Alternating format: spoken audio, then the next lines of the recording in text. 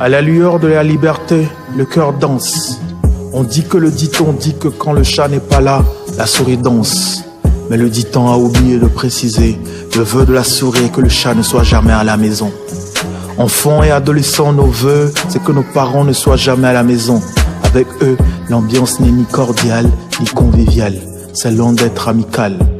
Comme notre imagination est créative, un jour nos pensées deviennent effectives. Dans la plupart des cas, nous perdons nos pères. Comme l'adage le précise, on connaît la valeur d'une chose quand on la perd. Triste, mélancolique, trop juste, l'heure vide, une évidence. Mais je confirme ce que disent les autres. Il n'est jamais trop tard. Certes, nous ne pouvons plus refaire l'histoire. Alors, allons de l'avant, pour ne pas être dans les mêmes termitières que nos parents. Le vieux le dit si bien, qui veut faire un bon voyage, ménage sans monture. Donc anticiper le futur, l'avenir, rendre nos maisons joyeuses, douces, mielleuses, cordiales, conviviales et amicales. Car les meilleurs parents sont les meilleurs amis de leurs enfants. Un monsieur dit, à bon entendeur, demi-mot.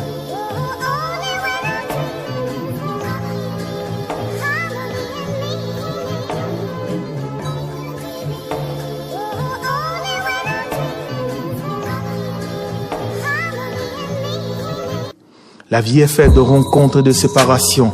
Honore ton père et ta mère, afin que tes jours se prolongent dans le pays que l'Éternel, ton Dieu, te donne.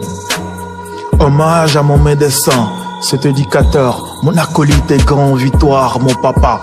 Une preuve d'une vie accomplie, ma chère, partie trop tôt ou trop tard, l'exemple qu'on peut gagner tout combat, même les plus rudes, les plus durs. Même si avant de naître, nous sommes condamnés à mourir, vie à tous ceux qui sont nés sous handicap, malades et en sursis. L'homme a plus de valeur que l'argent, ne l'oublions jamais.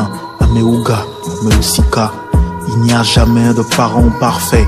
On s'y adapte, on s'y fait par des faits. Honore ton père et ta mère, c'est le premier commandement avec promesse, afin que tu sois heureux et que tu vives longtemps sur la terre. Et vos parents, n'héritez pas vos enfants, mais élevez-les en les corrigeant, en les instruisant selon le droit chemin, la crainte de Dieu et l'amour.